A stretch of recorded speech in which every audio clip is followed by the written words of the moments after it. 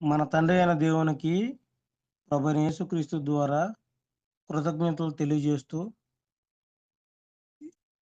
దేవుణ్ణి ఎంతో గొప్పగా ప్రేమించి, దేవుని పట్ల శ్రద్ధ, భక్తి, ఆసక్తి కలిగి ఆ దేవుని యొక్క వాక్యమును నేర్చుకోవడానికి, దేవుణ్ణి స్తుతించడానికి ఉదయాన్నే లేచి చేరి వచ్చినటువంటి మీ అందరికీ కూడా ప్రభువైన యేసుక్రీస్తు నామములో శుభాభివందనములు తెలియజేస్తున్నాము. అందరికీ వందనములు. సహోదరులు నతానియేలు గారి ప్రారంభ ప్రార్థన ద్వారా ఈనాటి ఈ మార్నింగ్ ప్రేయర్ కార్యక్రమమును మనం ప్రారంభించుకుందాము.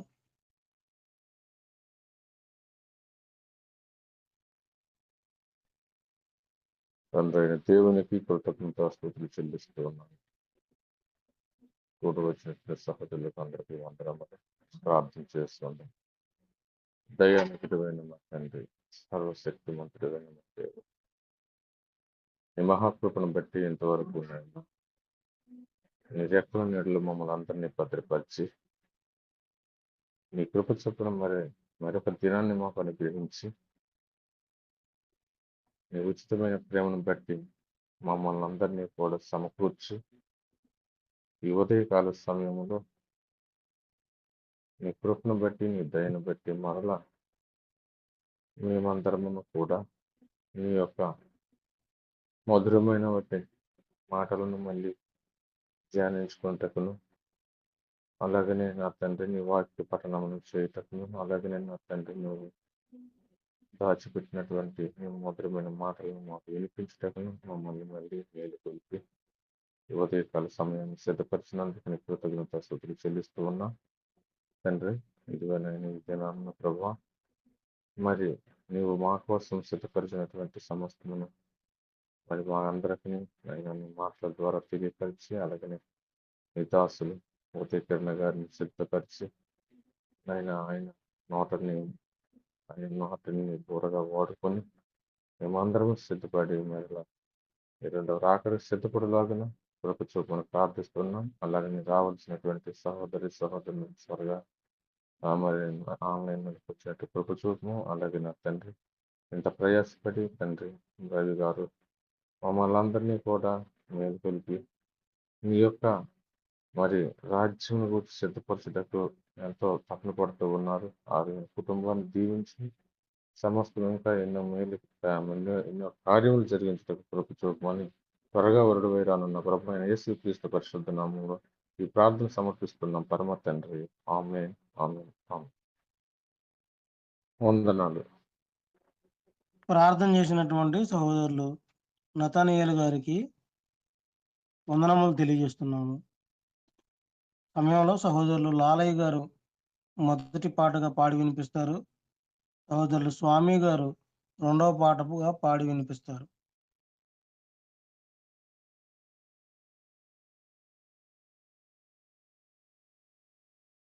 క్రీస్తునామములో కూడి వచ్చినటువంటి సహోదరులందరికీ కూడా వందనాలు తెలియజేస్తూ ఉన్నానండి. ఉదయకాలంలో దేవుని పాట పాడుకొని దేవుని మహాపరుద్దాం.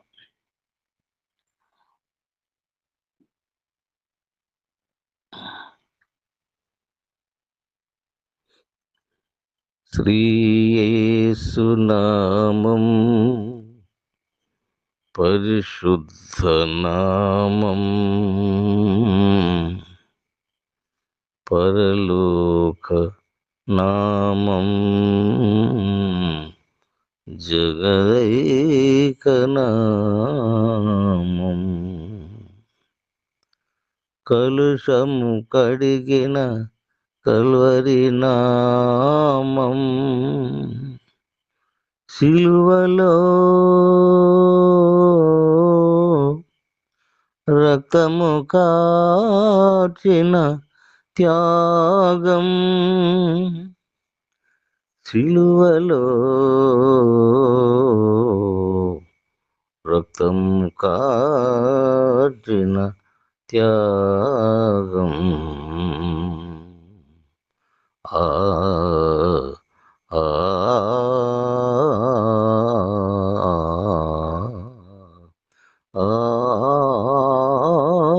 ఆ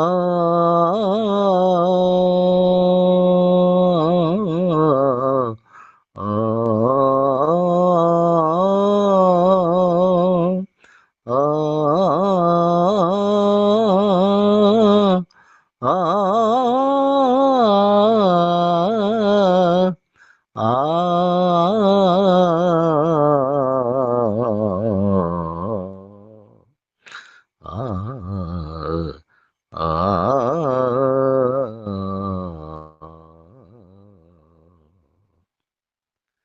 నేనును నా ఇంటి వారును యెహోవాను సేవించెదము.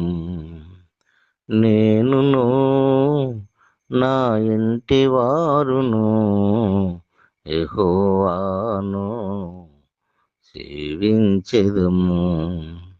ఆయనే సజీవుడని, ఆయనే విజయుడని, ఆయనే సజీవుడని, ఆయనే విజయుడని, సిలువలోన నీకు నాకు విజయము చేకూర్చెనని,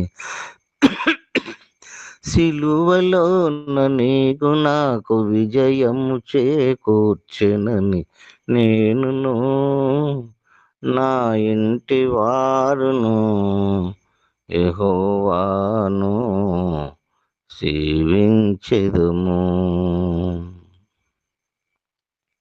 శ్రమలు, శోధనలు, మరణ బంధకములు, శాంతి సమాధానము దయచేసిన దేవుడు, ఆశా నిరాశలలో ఆవేదన వలయంలో ఆ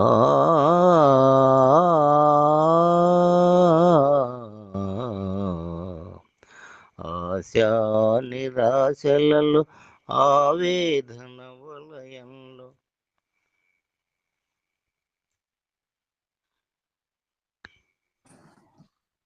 వినపడుతున్నాయా? వినపడుతుందండి, పాడండి.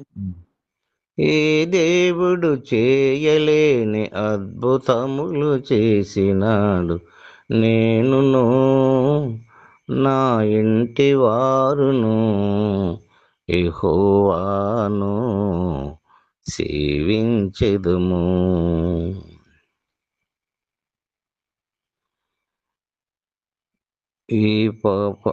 ఈ పాపము నన్ను ఏలనీయనివాడు, ఈ అపాయమును రాకుండా కాపాడును. కునుకుపాటు లేనివాడు, నిదురపోని దేవుడు, ఆ ఆ ఆ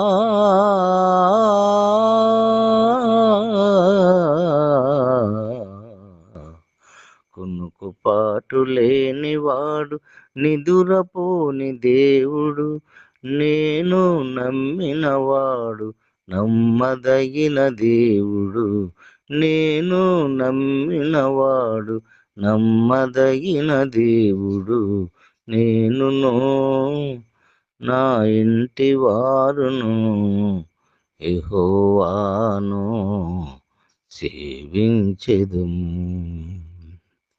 దీర్ఘాయువు చేత దీవించు దేవుడు, దీర్ఘశాంతమునిచ్చి దీనత్వము నేర్పెను. మేలు చేత నా హృదయము తృప్తిపరచు దేవుడు, ఆ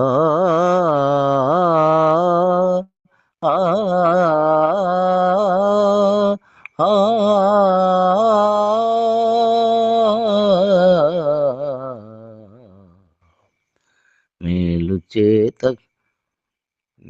మేలు చేత కీడు నెల జయించాలు నేర్పును. నేనును నా ఇంటి వారును యెహోవాను సేవించెదము. ఆయనే సజీవుడని, ఆయనే విజయుడని, సిలువలోన నీకు నాకు విజయము చేకూర్చెనని, నేనును నా ఇంటి వారును యెహోవాను సేవించెదము. వందనాలు నాన్న, వందనాలు. తండ్రి అయిన దేవునికి కృతజ్ఞతాస్తుతులు కూడి వచ్చిన మీ అందరికీ వందనాలండి. అలాగే అధ్యక్ష వారికి రవి గారు వందనాలు. పాట పాడదాము. ఓ మానవ నీ బ్రతుకు ఎంత కాలం అన్న పాట పాడి దేవునికి మహిమగా పాడదాం. ఓ మానవా నీ బ్రతుకు ఎంత కాలము, లోకాశలలో మరచితివా ఆ జీవ మార్గము. ఏ దేశము మరచి నీ పయనం ఏ చోటికి, ఏ దేశము మరచి నీ పయనం ఏ చోటికి, గమ్యమే తెలియని దారి చేర్చును కాటికి, గమ్యమే తెలియని దారి చేర్చును కాటికి. ఓ మానవా నీ బ్రతుకు ఎంత కాలము, లోకాశలలో మరచితివా ఆ జీవ మార్గము. బ్రతుకొక అర్థముందని చెప్పిరా నీకెవరైనా, విద్యలెన్నెన్ని పొందినా తెలియదే నీకు జ్ఞానము. బ్రతుకొక అర్థముందని చెప్పిరా నీకెవరైనా, విద్యలెన్నెన్ని పొందినా తెలియదే నీకు జ్ఞానము. బ్రతుకంతా పోటీ అని ఆశల సుడిలో చిక్కుకొని, బ్రతుకంతా పోటీ అని ఆశల సుడిలో చిక్కుకొని, సుఖాలకై శోకములో నెట్టబడతివా. చేరుకో ప్రభుని సన్నిధి, బ్రతుకు ధన్యము. ఓ మానవా నీ బ్రతుకు ఎంత కాలము, లోకాశలలో మరచితివా ఆ జీవ మార్గము. 4 రోజులు నటనే నీకున్న ఈ వేషము, ఆవిరి వంటి బ్రతుకుపై ఎందుకు అతిశయము.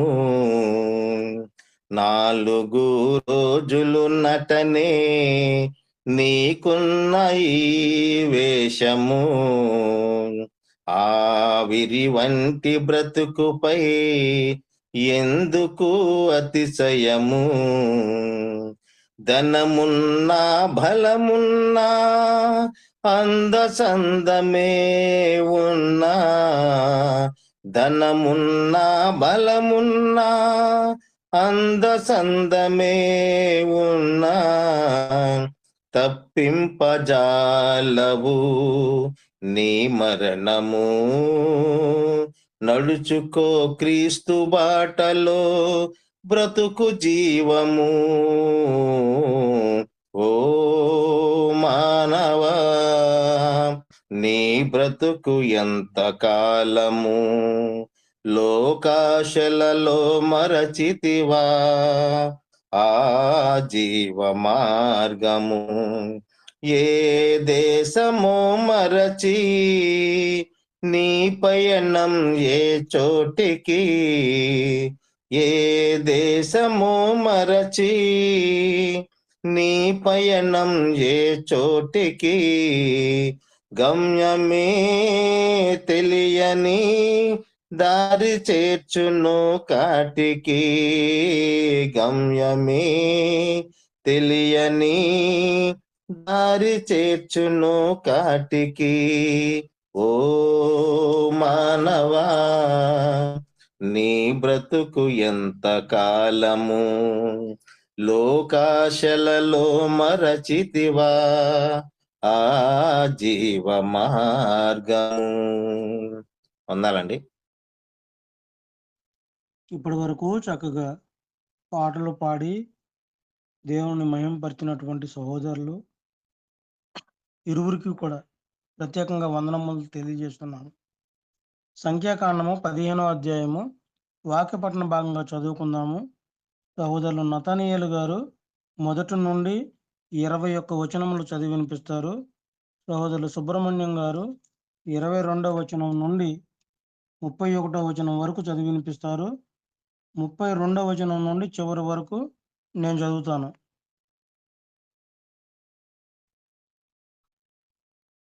దేవుడి నామానికి మహిమ అండి. అందరికి వందనాలు. సంఖ్యాకాండము 15వ అధ్యాయం నుంచి 21వ వచనం చదువుకుందాం. మరియు యెహోవా మోషేకు ఇలాగ సెలవిచ్చెను, నీవు ఇశ్రాయేలుతో ఇట్లనము, నేను మీకిచ్చుచున్న దేశ నివాసములలో మీరు ప్రవేశించిన తరువాత యెహోవాకు ఇంపైన సువాసన కలుగునట్లుగా గోవులలోని దానినే కాని గొర్రె మేకలలోని దానినే కాని దహన బలిగానైనను తెచ్చి మొక్కుబడి చెల్లించుటకనియో స్వేచ్ఛార్పణగాననియో నియామక కాలమందు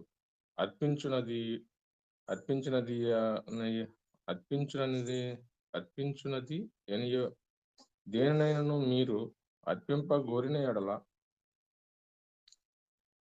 యెహోవాకు ఆ అర్పణము అర్పించేవాడు 30 నూనెతో కలుపబడిన 2 పళ్ళ పిండిని నైవేద్యముగా తేవలను. ఒక్కొక్క గొర్రె పిల్లతో కూడా దహన బలి మీదనేమి పోయిటకై 30 ద్రాక్షారసమును పానార్పణముగా సిద్ధపరచవలెను. పొటేలుతో కూడా పడి నూనెతో కలుపబడిన 4 పళ్ళ పిండిని నైవేద్యముగా సిద్ధపరచవలెను. పడి ద్రాక్షారసమును పానార్పణముగా తేవలను. అది యెహోవాకు ఇంపైన సువాసన. మొక్కుబడిని చెల్లించుటకైనను యెహోవాకు సమాధాన బలి నర్పించుటకైనను నీవు దహన బలిగానైనను కోడెదూడను సిద్ధపరిచిన ఎడల ఆ కోడెతో కూడా 10 నూనె కలుపబడిన 6 పళ్ళ గోధుమ పిండిని నైవేద్యముగా అర్పింపవలెను. మరియు యెహోవాకు ఇంపైన సువాసన గల హోమముగా 10 ద్రాక్షారసమును పానీయార్పణముగా తేవలను. ఒక్కొక్క కోడెతో కూడాను ఒక్కొక్క పొటేలుతో కూడాను గొర్రెలలోనిదైనను మేకలలోనిదైనను ఒక్కొక్క పిల్లతో కూడాను అలాగూ చేయవలెను. మీరు సిద్ధపరచు వాటి లెక్కను బట్టి వాటి లెక్కలో ప్రతి దానికిని అట్లు చేయవలెను. దేశములో పుట్టిన వారందరూ యెహోవాకు ఇంపైన సువాసన గల హోమార్పణమును తెచ్చినప్పుడు అలాగుననే చేయవలెను. మీ వద్ద నివసించు పరదేశి గాని మీ తరతరములలో మీ మధ్యనున్నవాడెవడు గాని యెహోవాకు ఇంపైన సువాసన గల హోమము అర్పింపగోరినప్పుడు మీరు చేయనట్లే అతడును చేయవలెను. సంఘమునకు అనగా మీకును మీలో నివసించు పరదేశికిని ఒక్కటే కట్టడ. అది మీ తరతరములకుండు నిత్యమైన కట్టడ. యెహోవా సన్నిధిని మీరున్నట్లే పరదేశి ఉండును. మీకును మీ వద్ద నివసించు పరదేశికిని ఒక్కటే ఏర్పాటు, ఒక్కటే న్యాయ విధి ఉండవలెను. యెహోవా మోషేకు ఇలాగూ సెలవిచ్చెను, నీవు ఇశ్రాయేలుతో ఇట్లనము, నేను మిమ్మును కొనిపోవచ్చున్న దేశములో మీరు ప్రవేశించిన తరువాత మీరు ఆ దేశపు ఆహారమును తిన్నప్పుడు ప్రతిష్టార్పణమును యెహోవాకు అర్పింపవలెను. మీరు మీ మొదటి పిండి ముద్ద రొట్టెను ప్రతిష్టార్పణముగా అర్పింపవలెను. కళ్ళపు అర్పణము వలె దానిని అర్పింపవలెను. మీ తరతరములకు మీ మొదటి పిండి ముద్దల నుండి ప్రతిష్టార్పణమును యెహోవాకు అర్పింపవలను. వందనములు.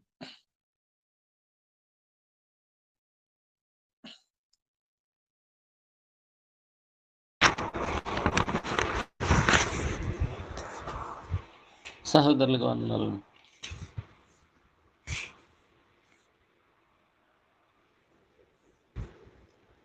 యెహోవా మోషేతో చెప్పిన ఈ ఆజ్ఞలన్నిటిలో అనగా యెహోవా ఆజ్ఞాపించిన దినము మొదలుకొని అటుపైని మీ తరతరములకు యెహోవా మోషే ద్వారా మీకు ఆజ్ఞాపించిన వాటిలో పొరపాటున దేనినైనను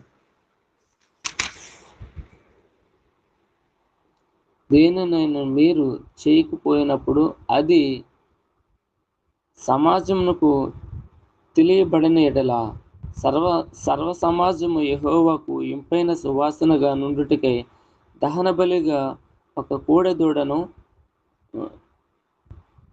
కోడెదూడను విధి చొప్పున దాని నైవేద్యమును దాని పానీయార్పణమును పాప పరిహారార్థ బలిగా ఒక మేకపిల్లను సిద్ధపరచవలెను. యాజకుడు ఇశ్రాయేలీల సర్వ సమాజము నిమిత్తము ప్రాయశ్చిత్తము చేయవలెను. తెలియకయే దాన్ని చేసెను గనుక క్షమింపబడును.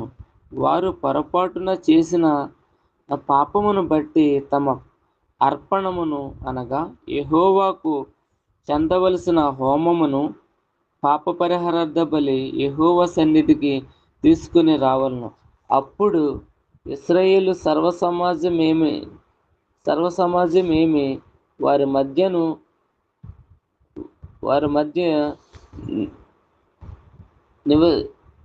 వారి మధ్య నివసిందు పరదేశి ఏమి క్షమాపణ నొందును. ఎలయనగా ప్రజలందరూ తెలియకే దాన్ని చేయుట తటస్థించెను. ఒకడు పొరపాటున పాపం చేసిన ఎడల వాడు పాప పరిహారార్థ బలిగా ఏడాది ఆడ మేక పిల్లను తీసుకుని రావలెను. పొరపాటున యెహోవా సన్నిధిని దాన్ని చేసెను కనుక తెలియక ఏ పాపం చేసిన వాని నిమిత్తము యాజకుడు ప్రాయశ్చిత్తము చేయును. దాని నిమిత్తము ప్రాయశ్చిత్తము చేయటం వలన వాడు క్షమాపణ నొందును. ఇశ్రాయేలులో పుట్టిన వాడే గాని వారి మధ్యను నివసించు పరదేశీయే గాని పొరపాటున ఎవడైనను పాపం చేసిన ఎడల వానికి మీకును విధి ఒక్కటే ఉండవలెను. అయితే దేశమందు పుట్టిన వాడే గాని పరదేశీయే గాని ఎవడైనను సాహసించి పాపం చేసిన ఎడల వాడు యెహోవాను తృణీకరించిన వాడగును. కనుక పుట్టినవాడు నిశ్చయముగా జనుల్లో నుండకుండా కొట్టివేయబడును. వాడు యెహోవా మాటను అలక్ష్యం చేసి ఆయన ఆజ్ఞను మీరినందున నిశ్చయముగా కొట్టివేయబడును. వాని దోషశిక్షకు వాడే కారకుడు. అందరికి వందనాలు.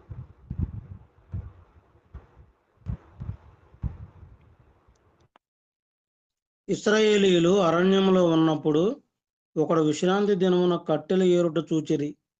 వాడు కట్టెలు ఏరుట చూచిన వారు మోషే యొద్దకును అహరోను వద్దకును సర్వ సమాజము వద్దకును వానిని తీసుకుని వచ్చిరి.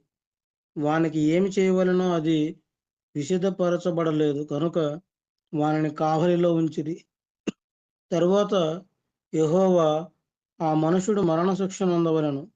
సర్వ సమాజము పాళెము వెలుపల రాళ్లతో వాని కొట్టి చంపవలనని మోషేతో చెప్పాను.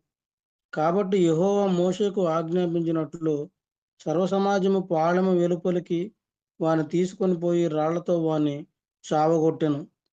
మరియు యెహోవా మోషేకు ఎలాగూ సెలవిచ్చెను, నీవు ఇశ్రాయేలీయులతో ఇట్లనము, వారు తమ తరములకు తమ బట్టల అంచులకు కుచ్చులు చేసుకొని అంచుల కుచ్చుల మీద నీలి సూత్రము తగిలింపవలెను.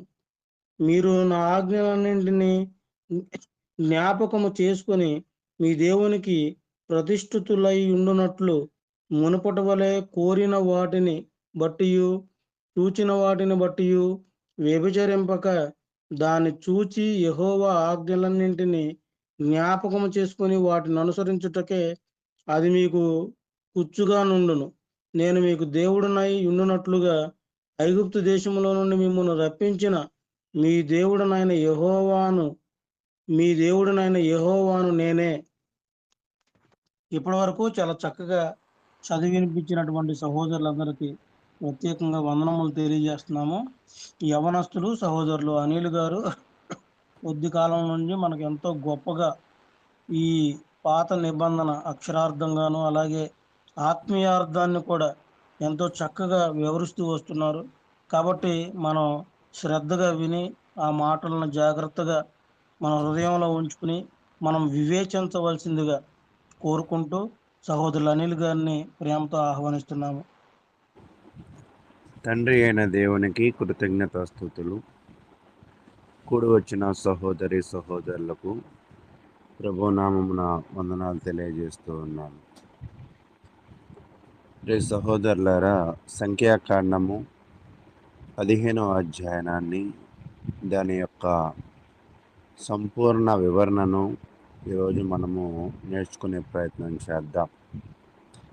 ఈ యొక్క 15వ అధ్యాయంలో ఇశ్రాయేలీల తిరుగుబాటు తరువాత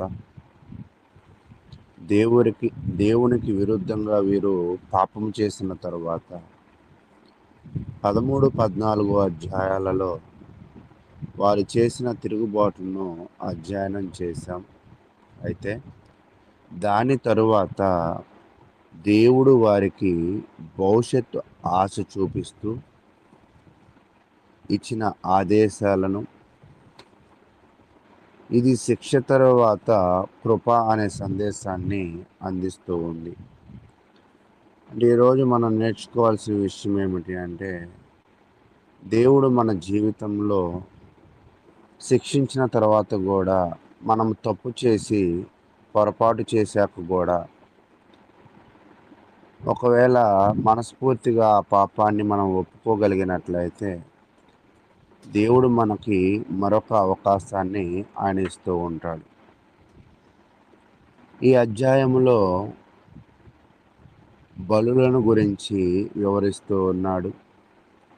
ఇశ్రాయేలీలు అపరిచితులు ఇద్దరికి ఒకే చట్టాన్ని ధృవీకరిస్తుంది. అంటే స్వదేశులకు పరదేశులకు ఒకే చట్టాన్ని వివరిస్తూ ఉంది. ఇది అనుకోకుండా చేసే పాపాలు, ప్రాయశ్చిత్తం కోరడము మరియు ధిక్కరించే అహంకారపూరితమైన పాపాల మధ్య తేడాను చూపుతుంది. ఈ అధ్యాయము కట్టెలు సేకరించే వ్యక్తికి మరణశిక్ష విధించడం, ఎవరైతే సబ్బాతు రోజు అంటే విశ్రాంతి దినమును ఆచరించరో వాళ్ళకు శిక్షను విధించడం తెలియజేస్తూ ఉంది. దేవుని ఆజ్ఞలను గుర్తు చేసే విధముగా వస్త్రాలపై కుచ్చులను ఆదేశిస్తూ ఉంది. ఈ అధ్యాయంలో ఇటువంటి వివరణలను దేవుడు తెలియజేశాడు. బలుల గురించి, స్వదేశీ పరదేశుల గురించి, తెలిసి చేసిన పాపాలు, తెలియక చేసిన పాపాల గురించి, విశ్రాంతి దినములో పొరపాట్లు చేసే వాళ్ళ గురించి, సరిగా ఆచరించిన వారిని గురించి, దేవుని ఆజ్ఞలను గుర్తు చేసుకోవడానికి వస్త్రాలపైన కుచ్చులను ఆదేశించడము, ఈ విషయాలనైతే మనం ఇక్కడ చూస్తూ ఉంటాం. అయితే ప్రియ సహోదరులారా,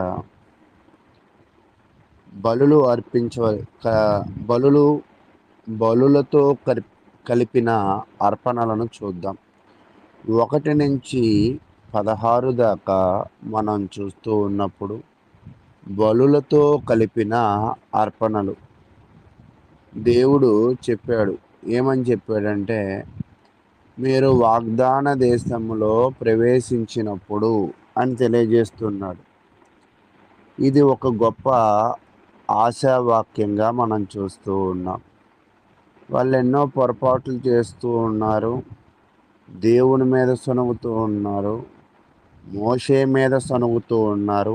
అయినప్పటికీ కూడా దేవుడు వారితో మాట్లాడుతున్నప్పుడు, మీరు వాగ్దాన దేశంలో ప్రవేశించినప్పుడు అని తెలియజేస్తూ ఉన్నాడు. అంటే దేవుడికి ఈ ఇశ్రాయేలు ప్రజలను ఎక్కడ ఏమి ఇవ్వాలనుకుంటున్నాడు, ఏమి ఇవ్వాలని ఇష్టపడుతూ ఉన్నాడంటే వాగ్దాన దేశాన్ని ఇవ్వాలని ఇష్టపడుతూ ఉన్నాడు. అయితే వారికి 40 సంవత్సరాల అరణ్య జీవితము శిక్షగా ఉన్నప్పటికీ, అంటే వాళ్ళు చేసిన తప్పుకి శిక్ష వేస్తూ ఆయన ఇవ్వాలనుకున్న దేశాన్ని అయితే ఇస్తూ ఉన్నాడు. దేవుడు ఇంకా వారి భవిష్యత్తు గురించి మాట్లాడుతూ ఉన్నాడు. అంటే వీళ్ళు పాపము చేసిన, తిరుగుబాటు చేసిన, దేవునికి వ్యతిరేకంగా జీవిస్తున్న, దేవుడు వీళ్ళని దూరం చేయాలని, వారికి ఇచ్చిన మాట తప్పాలని దేవుడైతే అనుకోవడం లేదు. అయితే వీళ్ళకేం తెలియజేశాడంటే ఇక్కడ బోధనలో దహన బలి, గ్రెయిన్ ఆఫరింగ్, డ్రింక్ ఆఫరింగ్ అంటే పానీయ బలి, అన్న బలి, దహన బలి, ఈ బలుల గురించి ఆయన తెలియజేశాడు. ప్రతి జంతువు బలికి తగిన పరిమాణంలో పిండి, నూనె, ద్రాక్షారసము కలిపి అర్పించాలి అని తెలియజేస్తూ ఉన్నాడు. ఇక్కడ ఆధ్యాత్మిక సూత్రం ఏమిటి అంటే, బలి కేవలము జంతువు కాదు, మన జీవితము, శ్రమ, సంపాదన కూడా దేవునికి చెందాలి అనేది తెలియజేస్తూ ఉన్నాడు. అంటే బలుల ద్వారా కూడా దేవుడు కోరుకునేది ఏమిటి అంటే, మనము దేవుని సొత్తై ఉన్నామని, మనము దేవుని యొక్క రాజ్య వారసులమై ఉన్నామని, దేవుని కొరకు మనము పనిచేయాలి, దేనినైనా విడిచిపెట్టగలగాలి అనేది మనకు అర్థం కావడం కొరకు ఈ బలులను కూడా దేవుడు నియమించిన విధానాన్ని అయితే మనం చూస్తూ ఉన్నాం. తర్వాత 13 నుంచి 16 దాకా చూస్తూ ఉన్నప్పుడు స్వదేశీయుడు, పరదేశి, దేవుడు స్పష్టంగా చెప్పాడు, స్వదేశినికైనా, మీలో నివసించే పరదేశునికైనా ఒకే విధమైన ధర్మము ఉండాలి. ఇది దేవుని సమానత్వ స్వభావాన్ని సూచిస్తూ ఉంది. అంటే దేవుడు ఎప్పుడు కూడా సమాన స్వభావాన్ని చూపించేవారుగా, అంటే పక్షపాతము లేనివాడిగా ఉంటాడు. మీకు అపోస్తుల కార్యంలో కూడా చూస్తున్నప్పుడు గ్రీకులను, హెబ్రీలను కలిసి ఉంటారు. అంటే పక్షపాతం చూపిస్తూ ఉంటారు అక్కడ ఆహారాల దగ్గర, వస్త్రాల దగ్గర. అంటే మానవులలో అయితే పక్షపాతం ఉంటుంది, కానీ దేవునిలో అయితే పక్షపాతము ఉండదు. అంటే ఇక్కడ దేవుడు గురించి తెలియజేస్తుంది ఏమిటి అంటే, దేవుని రాజ్యంలో వర్గాలు లేవు, యేసులో అందరూ ఒక్కటే. ఈరోజు నేటి భారతదేశంలో అనేకమైన కులాల వ్యవస్థ ఉన్నది. కొన్ని కులాలు ఇలాగ ఉంటాయి, కొన్ని కులాలు అలాగ ఉంటాయి. కులాన్ని బట్టి ఉద్యోగాలు, లేదా కులాలను బట్టి గొప్పవాళ్ళు అని అంటూ ఉంటారు. కానీ అయితే దేవుని రాజ్యంలోకి వచ్చినప్పుడు వర్గాలు, కులాలు అవి లేవు. ఉన్నది ఒకటే, యేసులో అందరూ ఒకటే. గలతీ 3:28 ఆ విషయాన్ని మనకైతే తెలియజేస్తూ ఉంది. తదుపరి మొదటి పిండితో అర్పణ 17-21 దాకా చూస్తున్నప్పుడు, పంట మొదటి భాగము దేవునికి ఇవ్వాలని, ఇది కృతజ్ఞతా చిహ్నమని, దేవుడు ఇచ్చిన దానిలో మొదటి భాగము ఆయనకే అనే సూత్రాన్ని మనకి నేర్పిస్తూ ఉంది. ఈరోజు దేవుడి చేత నువ్వు పొందావు అని నీకు అవగాహన ఉన్నప్పుడు, మనస్ఫూర్తిగా నువ్వు దానిని గ్రహించినప్పుడు, దేవునికి ప్రథమ భాగం ఇవ్వడము లేదా మొదటి భాగము ఇవ్వడం ద్వారా మనమైతే అలాగ ఉండాలి అని దేవుడు ఇశ్రాయేలు ప్రజలకైతే బోధించాడు. తర్వాత 22-31 దాకా చూస్తున్నప్పుడు, తెలియక చేసిన పాపము, ఉద్దేశపూర్వక పాపము గురించి 2 రకాల పాపాల గురించి తెలియజేస్తూ ఉన్నాడు. తెలియక చేసిన పాపము బలులు అర్పించడం ద్వారా క్షమింపబడుతూ ఉంది. తెలిసి చేసిన తిరుగుబాటు, సనుగుడు, గొనుగుడు పాపము. అతడు తన ప్రజలలో నుండి త్రోసివేయబడును. ఉద్దేశపూర్వకంగా తిరుగుబాటు చేసినవాడు దేవుణ్ణి అవమానించడము. కాబట్టి ప్రియ సహోదరులారా, మనకి తెలియక చేసేవారితో అయితే క్షమించవచ్చు, కానీ తెలిసి కావాలని సమస్యలను సృష్టించే మాటలు, సమస్యలను సృష్టించే ప్రవర్తన ఉన్నవారిని మరి త్రోసివేయాలని దేవుని వాక్యం ఇశ్రాయేలు ప్రజలకు వివరిస్తూ ఉంది. తర్వాత 32-36 వచనాలు, విశ్రాంతి దినము ఉల్లంఘించిన వ్యక్తి. ఒక వ్యక్తి ఆ యొక్క విశ్రాంతి దినంలో కట్టెలు ఏరకూడదు, ఎటువంటి పనులను చేయకూడదు. అది పరిశుద్ధమైనదేను, దేవుని రోజుగా దానిని పరిగణించాలి. దేవుని రోజు కూడా మామూలు రోజుల వలె నీవు మరలా నీ శరీరము కొరకు మాత్రమే, ఈ లోక జీవితము కొరకు మాత్రమే నువ్వు కష్టపడితే, అటువంటి వాడిని ఏం చేయాలంటే రాళ్లతో కొట్టి చంపాలి. ఇది ఒకవేళ కఠినంగా అనిపించవచ్చు. ఇది కేవలము కట్టెలు ఏరడం కాదు, దేవుని ప్రత్యక్ష ఆజ్ఞకు నిర్లక్ష్యము చేయడం. అంటే దేవుడు మెచ్చనిది ఏమిటి అంటే ఆయనను నిర్లక్ష్యము చేయడము అనేది ఆయనకు అసలు ఇష్టము లేని ఒక పని. కాబట్టి దేవుడు ఆజ్ఞాపించిన తర్వాత, దేవుడు ఆదేశించిన తర్వాత ఎవరైతే నిర్లక్ష్యపరులుగా ఉంటారో అటువంటి వారిని కొట్టి చంపేయాలని దేవుడు ఇక్కడ ఇశ్రాయేలు ప్రజలకు తెలియజేశాడు. చివరిగా వస్త్రాల అంచుల గురించి. ఇశ్రాయేలీలు తమ వస్త్రాల అంచులలో నీలి దారముతో 37-41 వరకు చూస్తూ ఉన్నప్పుడు, నీలి సూత్రాలతో అక్కడ తగిలించుకోవాలి. అంచుల కుచ్చుల మీద నీలి సూత్రములు తగిలించాలి అని తెలియజేస్తూ ఉన్నాడు. వీటిని చూసినప్పుడల్లా కూడా దేవుని ఆజ్ఞలు వారికి గుర్తు రావాలని, వాళ్ళ పవిత్ర జీవితాన్ని గుర్తుపెట్టుకోవాలని, వాళ్ళ శరీరములో ధరించే వస్త్రాలను బట్టి కూడా దేవుడు వారికి వాక్యాన్ని జ్ఞాపకం చేసుకునే ప్రయత్నం చేస్తూ ఉన్నాడు. 39వ వచనం ఏం చెప్తున్నాడంటే, మీరు నా ఆజ్ఞలన్నిటినీ జ్ఞాపకం చేసుకుని మీ దేవునికి ప్రతిష్ఠులై ఉండునట్లు మునుపటి వలె కోరిన వాటిని బట్టి, చూచిన వాటిని బట్టి వ్యభిచరింపక, నిజంగా కంటికి చాలా కనపడతాయి, చెవికి చాలా వినపడతాయి, నోటికి చాలా మాట్లాడాలనిపిస్తూ ఉంటాయి, కానీ అన్నీ మాట్లాడదగినవి కావు. అన్నీ ప్రశ్నించదగినవి కావు, అన్నీ చేయదగినవి కావు. అన్నిటి అందు స్వతంత్రం ఉంటుంది కానీ అన్నీ చేయదగినవి కాదు. అంటే ఇక్కడ చెప్తున్నాడు వ్యభిచరింపక అంటున్నాడు.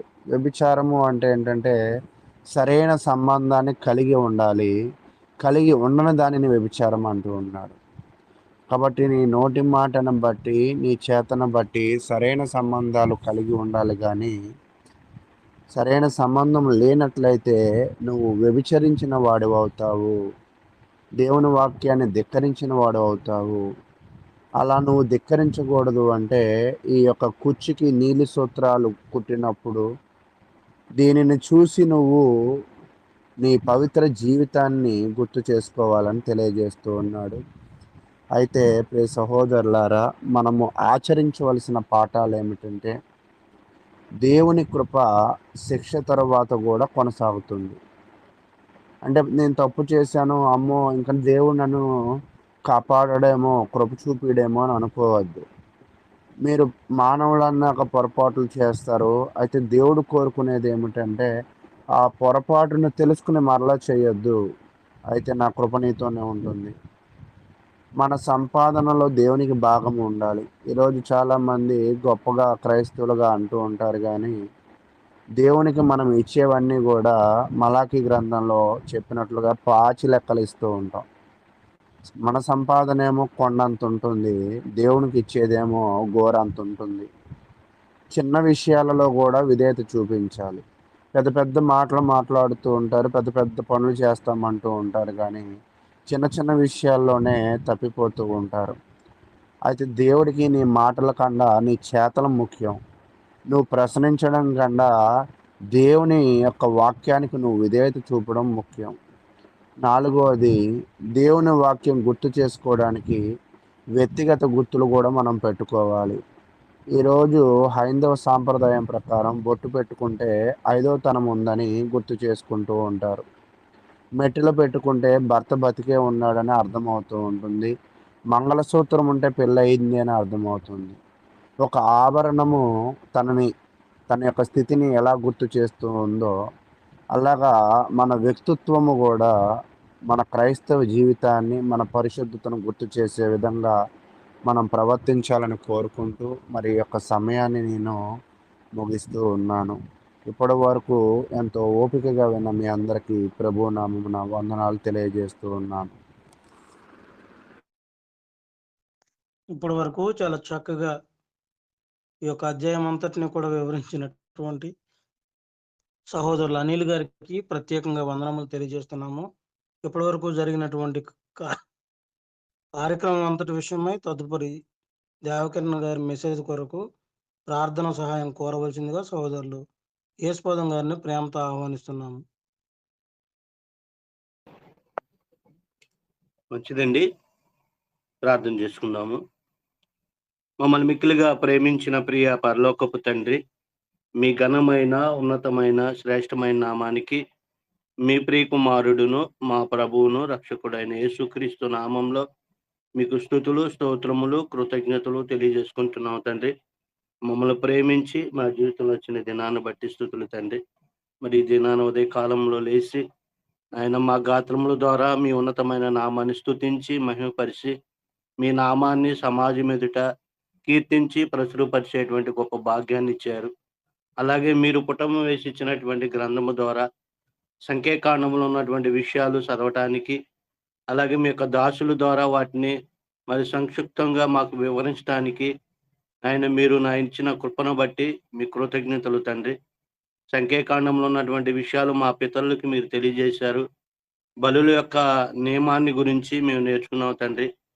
అగ్ని చేత అర్పించవలసిన బలులు, అలాగే పిండి ముద్దల ద్వారా అర్పించాల్సినటువంటి బలుల గురించి, అలాగే మా పితరులు ఇశ్రాయేలీలు పాపం చేసినప్పుడు తెలియక పాపాలు చేస్తే వారు ఎలాంటి బలులు అర్పించాలో, అలాగే తెలిసి పాపం చేస్తే వారికి ఎలాంటి నియమాలు మరి శిక్ష ఉందో మీరు తెలియజేశారు తండ్రి. అలాగే అలనాడు విశ్రాంతి దినాన్ని దాన్ని ఆచరించకుండా నియమాన్ని మీరితే వారిని రాళ్లతో కొట్టి చంపాలనేటువంటి నియమాన్ని మీరు మా పితరులకు ఇచ్చారు. అలాగే వాటిని ఆయన ముంగుర్తుగా నేటి క్రైస్తవులైనటువంటి మేము మరి సమాజముగా కూడట మానకూడదని, సమాజముగా కూడితే మానితే క్రీస్తు యొక్క శరీరాన్ని పాదాలతో త్రొక్కినట్టుగాని మరి నాయన పరిశుద్ధాత్మ దేవుడు మాకు హెచ్చరించాడు. ఇటు విషయాల ద్వారా మేము మరి ఆరాధన క్రమాన్ని మానకుండా నాయన ఆ నియమాన్ని మేము ఆచరిస్తూ మరి నీతిమంతులుగా, యథార్థమంతులుగా మీరిచ్చిన పరిశుద్ధతను సంపూర్ణం చేసుకుంటూ మీ ప్రియకుమారుడు వచ్చేంత వరకు మేము నిరీక్షణతో ఎదురు చూసేటువంటి జ్ఞానాన్ని, బుద్ధిని మాకు నాయన దయచేస్తున్న విధానాన్ని బట్టి కృతజ్ఞతలు తండ్రి.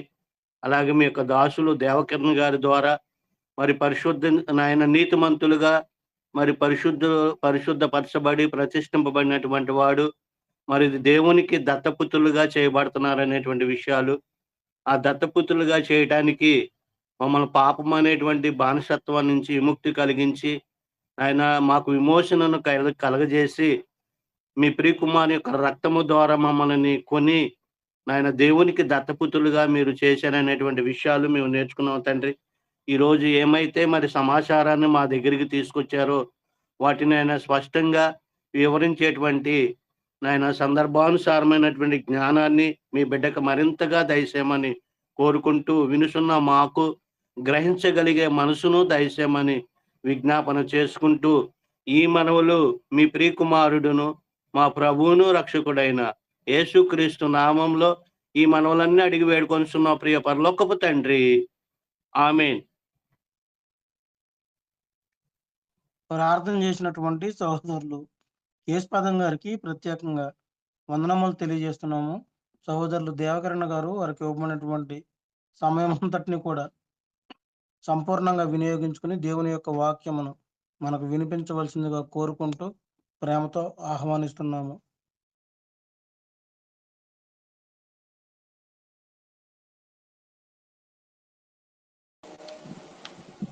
ఈ ఉదయకాల సమయంలో మరొక శ్రేష్టమైన అవకాశమును మనకు దయచేసి ఈ యొక్క ప్రార్థనా కూడికలో వాక్యమును ధ్యానించు భాగ్యమును మనకు దయచేసిన మన తండ్రి అయిన దేవునికి నా కృతజ్ఞతార్థుతులు చెల్లిస్తూ ఉన్నాను. అలాగే వాక్యమును వినుటకు సిద్ధముగా ఉన్న ప్రియ సహోదరులందరికీ ప్రత్యేకమైన వందనములు తెలియజేస్తూ ఉన్నాను. ప్రియమైన వారులారా, మనము గడిచిన దినములో విమోచన అంటే ఏంటో కొన్ని విషయాలు తెలుసుకున్నాము. ఈరోజు మరికొన్ని విషయాలను మనము దేవుని యొక్క వాక్యము నుండి ధ్యానిద్దాం. విమోచన అనేది ఎలా జరిగింది, ఎవరి ద్వారా జరిగింది, ఎవరు మనల్ని విమోచించారు, లేక ఈ విమోచన కార్యంలో ఎవరు పాల్గొన్నారు అనే విషయాలు మనం జాగ్రత్తగా ఆలోచిస్తే, మొట్టమొదటిగా విమోచన అనేది ప్రకటించబడింది, నిర్ణయించబడింది. అది దేవుని అనాది సంకల్పంలో, దేవుని యొక్క పథకంలో ఒక భాగమై ఉంది. దేవుని యొక్క plan, the scheme of redemption అంటారు. అంటే దేవుని విమోచన పథకం. ఈ విమోచన పథకంలో ఒక గొప్ప కార్యాన్ని దేవుడు నిర్ణయించినట్లుగా దేవుని వాక్యాన్ని మనం చూడగలము. అది ఆయన సంకల్పముగా మనము గ్రహించగలం. ఇందులో మొట్టమొదటిగా ఈ సంకల్పంలో మొదటిగా మనం గమనించినప్పుడు దేవుడు ఈ సంకల్పాన్ని కలిగి ఉన్నట్లుగా మనం చూడగలం.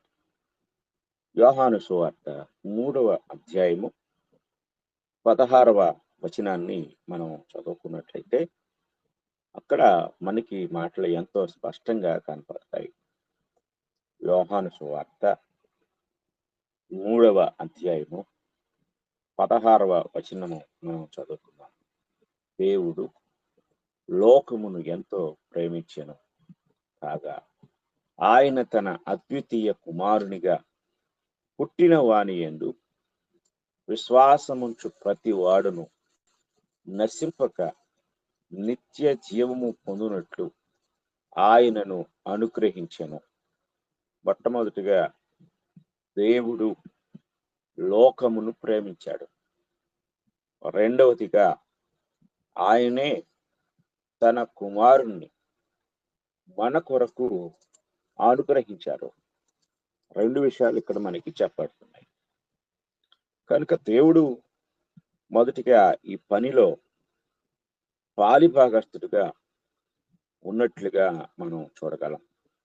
లేక ఈ పని పట్ల బాధ్యత కలిగిన వాడుగాను, ఈ పనిని సంకల్పించిన వాడుగాను, నిర్ణయించిన వాడుగాను, ఆలోచన కలిగిన వాడుగాను ఈ విషయాలు మనకి చెప్పబడుతూ ఉన్నాయి. అయితే రెండవదిగా మనం గమనించినట్లయితే మొదటి పేతురు పత్రిక 1వ అధ్యాయం 18-19 వచనాలలో రెండవ వ్యక్తి మనకు కనపడ్డాడు. మొదటి పేతురు పత్రిక 1వ అధ్యాయం 18-19 వచనాలు. పితృపారంపర్యమైన మీ వ్యర్థ ప్రవర్తనను విడిచిపెట్టినట్లుగా వెండి బంగారముల వంటి క్షయ వస్తువుల చేత మీరు విమోచింపబడలేదు కానీ అమూల్యమైన రక్తము చేత అనగా నిర్దోషమును నిష్కళంకమును గొర్రెపిల్ల వంటి క్రీస్తు రక్తము చేత విమోచింపబడితేరని మీరు ఎరుగుదురు కదా. మొదటిగా తండ్రి తన ఆలోచన కలిగి ఉన్నాడు, సంకల్పం కలిగి ఉన్నాడు. రెండవదిగా ఒక వ్యక్తి ఆ సంకల్పాన్ని నెరవేర్చినట్లుగా 19వ వచనం మనకి తెలియజేస్తుంది. ఆ వ్యక్తి ప్రభు అయిన యేసుక్రీస్తు వారు. అంటే సంకల్పములో ఆ యొక్క కార్యమును జరిగించిన వాడు, దానిని నెరవేర్చిన వాడు ప్రభు అయిన యేసుక్రీస్తు వారిగా మనం ఇక్కడ చూడగలం. ఇక్కడ ఇక మూడవ విషయాన్ని మనం చాలా జాగ్రత్తగా పరిశీలించినట్లయితే హెబ్రీయులకు రాసిన పత్రిక 9వ అధ్యాయం 12వ వచనం మనకు ఈ సంగతి తెలియజేస్తుంది. హెబ్రీయులకు రాసిన పత్రిక 9వ అధ్యాయం 12వ వచనాన్ని మనం చూస్తే మేకల యొక్కయు కోడెల యొక్కయు రక్తముతో కాక తన స్వరక్తముతో అనే మాట ఇక్కడ మనకి కనపడుతుంది. అంటే ఒకటి తండ్రి అయిన దేవుడు, రెండవది ఒక వ్యక్తి అనగా ప్రభు అయిన యేసుక్రీస్తు వారు, మూడవది ఒక రక్తము ద్వారా ఈ యొక్క విమోచనం జరిగింది. ఇది మనం చాలా జాగ్రత్తగా ఆలోచించవలసిన వారమైనాం. కనుక రక్తము లేకుండా విమోచన లేదు, విడుదల లేదు. కనుక రక్తము ద్వారానే మనం విమోచించబడ్డాము. కనుక ఈ విమోచన పథకములో లేక ఈ యొక్క ఆలోచనలో లేక దేవుని యొక్క సంకల్పంలో మనము ఈ ఈ విధానాన్ని, అంటే ఒకటి దేవుని ఆలోచన, రెండు ప్రభు అయిన యేసుక్రీస్తు వారి యొక్క విమోచన, మూడు ఆయన యొక్క ఆయన చిందించిన రక్తము, ఇవన్నీ కూడా మనకి ఆ గొప్ప కార్యాన్ని మనకు అనుగ్రహిస్తూ ఉన్నాయి. అంటే విమోచనను అనుగ్రహిస్తూ ఉన్నాయి. కనుక విమోచన అనేది మనకు ఇలా అనుగ్రహించబడింది. విమోచన అనేది అప్పటికప్పుడు నిర్ణయించబడింది కాదు. అంటే మొదటిగా అది ప్రమాదం జరిగింది కాబట్టి ట్రీట్మెంట్ చేయాలి అనే ఉద్దేశంతో చేయబడింది కాదు అనే సంగతి మనము జాగ్రత్తగా గ్రహించవలసిన వారమై ఉన్నాం. ఎఫెసీలకు రాసిన పత్రిక మనము గమనించినట్లయితే ఎఫెసీలకు రాసిన పత్రిక 1వ అధ్యాయము మనం చదువుకుందాం. ఎఫెసీలకు రాసిన పత్రిక 1వ అధ్యాయము 7వ వచనం నుండి చదువుకుందాం. దేవుని కృప మహదైశ్వర్యమును బట్టి ఆ ప్రియుని యందు ఆయన రక్తం వలన మనకు విమోచనము అనగా మన అపరాధములకు క్షమాపణ మనకు కలిగి ఉన్నది. కాలము సంపూర్ణమైనప్పుడు జరగవలసిన ఏర్పాటును బట్టి ఆయన తన దయా సంకల్పము చొప్పున తన చిత్తమును కూర్చిన మర్మమును మనకు తెలియచేసి, చూడండి ఇక్కడ, కాలము సంపూర్ణమైనప్పుడు జరగవలసిన ఏర్పాటును బట్టి ఆయన దయా సంకల్పము చొప్పున, అంటే ఆయన దయా సంకల్పంలో ఒక నిర్ణీత కాలాన్ని లేక నిర్ణయ కాలాన్ని ఆయన కలిగి ఉన్నాడు. ఆ నిర్ణయ కాలంలో ఆయన తన యొక్క ఏర్పాటును జరిగించినట్లుగా మనం ఇక్కడ చూడగలం. కనుక వాక్యాన్ని జాగ్రత్తగా మనం పరిశీలించినట్లయితే ఈ విమోచన కార్యమునకు మరి దేవుడు ముందుగా ఆలోచన కలిగి ఉన్నట్లుగా ఆ ఆలోచన లేక సంకల్పమును నెరవేర్చుటకు తన కుమారుని ఈ లోకమునకు పంపినట్లుగా మనం చూడగలం. ఆ మూడవది, ఆయన చిందించిన రక్తము ద్వారానే ఆ యొక్క విడుదల కలిగినట్లుగా ఇక్కడ మనం చూడగలం. ఎందుకంటే దేవుని వాక్యం ఇక్కడ ఎంతో స్పష్టంగా మనకు తెలియజేస్తా ఉంది. దేవుని యొక్క వాక్యాన్ని మనం పరిశీలించినప్పుడు హెబ్రీయులకు రాసిన పత్రిక 9వ అధ్యాయంలో అనేక సంగతులు ఇక్కడ చెప్పబడ్డాయి. హెబ్రీయులకు రాసిన పత్రిక 9వ అధ్యాయము మనం పరిశీలించినట్లయితే 9వ అధ్యాయంలో మరి 18వ వచనం నుండి చదువుకుందాం. 18వ వచనం మనకి ఏం చెప్తుందంటే, ఇందుచేత మొదటి నిబంధన కూడా రక్తము లేకుండా ప్రతిష్ఠింపబడలేదు. కాబట్టి రక్తము చేతనే విమోచన జరగాలి.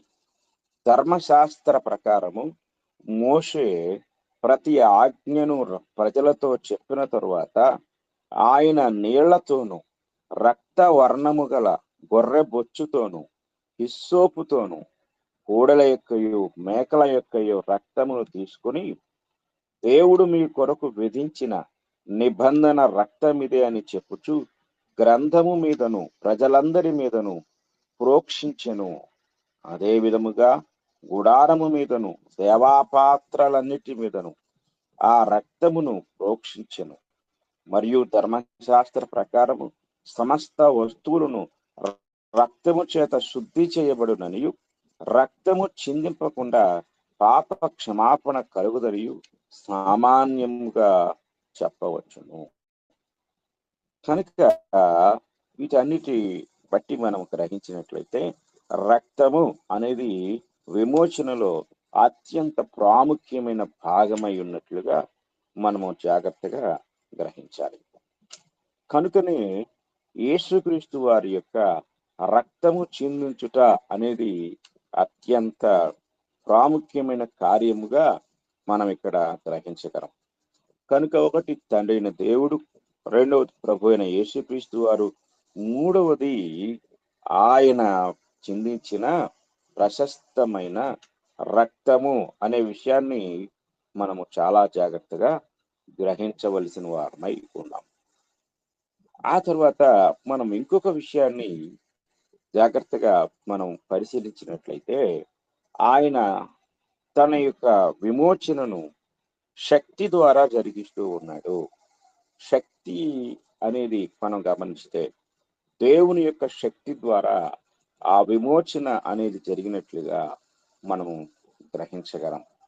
ఉదాహరణకి మనం చూసినట్లయితే, అంటే ఈ సందర్భానికి సంబంధించిన ఉదాహరణ మనం చూసినప్పుడు పాత నిబంధనలో నిర్గమ కాండాన్ని మనం చదువుకున్నట్లయితే నిర్గమ కాండము 14వ అధ్యాయము మనం చదువుతున్నాం. నిర్గమాకాండము 14వ అధ్యాయము 11వ వచనం నుండి మనం చదువుకుందాం. అంతట వారు మోషేతో, ఐగుప్తులో సమాధులు లేవని ఈ అరణ్యములో చచ్చుటకు మమ్మను రప్పించితివా? మమ్మును ఐగుప్తులో నుండి బయటికి రప్పించి మమ్మును ఇట్లు చేయనేలా మా జోలికి రావద్దు. ఐగుప్తీయులకు దాసులమగుదుమని ఐగుప్తులో మేము నీతో చెప్పిన మాట ఇదే కదా. మేము ఈ అరణ్యమందు చచ్చుట కంటే ఐగుప్తీయులకు దాసులముగుటియే మేలని చెప్పిరి. అందుకు మోషే, భయపడుకుడి, యెహోవా మీకు నేడు కలుగు చేయు రక్షణను మీరు ఊరక నిలుచుండి చూడుడి. మీరు నేడు చూచిన ఐగుప్తీయులను ఇక మీదట మరి ఎన్నడూను చూడరు. యెహోవా మీ పక్షమున యుద్ధము చేయును, మీరు ఊరకయే ఉండవలనని ప్రజలతో చెప్పెను. అంతలో యెహోవా మోషేతో, నీవేళ నాకు మొరపెట్టుచున్నావు, సాగిపోవుడి అని ఇశ్రాయేలుతో చెప్పుము. నీవు నీ కర్రను ఎత్తి ఆ సముద్రం వైపు నీ చెయ్యి చాపి దాని పాయలుగా చేయుము. అప్పుడు ఇశ్రాయేలులు సముద్రము మధ్యను ఆరిన నేల మీద నడిచిపోవుదురు. ఇదిగో నేనే ఐగుప్తీయుల హృదయములను కఠినపరచుదును, వారు వీరిని తరుముదురు. నేను ఫరోవలను అతని సమస్త సేన వలనను అతని రథముల వలనను అతని గుర్రపు రౌతుల వలనను నాకు మహిమ తెచ్చుకుందును. నేను ఫరోవలను అతని రథముల వలన అతని గుర్రపు రౌతుల వలన మహిమ తెచ్చుకున్నప్పుడు నేను యెహోవానని ఐగుప్తీయులు తెలుసుకుందురని. అప్పుడు ఇశ్రాయేలీయుల ఎదుట సమూహమునకు ముందుగా నడిచిన దేవదూత వారి వెనుకకు పోయి వారిని వెంబడించెను. ఆ మేఘ స్తంభము వారి ఎదుటి నుండి పోయి వారి వెనుక నిలిచెను. అది ఐగుప్తీయుల సేనకు ఇశ్రాయేలుల సేనకు నడుము ప్రవేశించెను. అది మేఘము కనుక వారికి చీకటి కలిగెను, కానీ రాత్రి అది వీరికి వెలుగునిచ్చెను. కనుక ఆ రాత్రి అంతయు ఐగుప్తీయుల సేన ఇశ్రాయేలీయులను సమీపించలేదు. మోషే సముద్రం వైపు తన చెయ్యి చాపుగా యెహోవా ఆ రాత్రి అంతయు బలమైన తూర్పు గాలి చేత సముద్రమును తొలగించి దానిని ఆరిన నేలగా చేసెను. చూడండి, ఇక్కడ బలమైన తూర్పు గాలి చేత అనగా దేవుడు తన యొక్క శక్తి చేత సముద్రాన్ని చీల్చినట్లుగా, తన బలము చేత సముద్రాన్ని చీల్చినట్లుగా ఇక్కడ మనము గ్రహించగలం.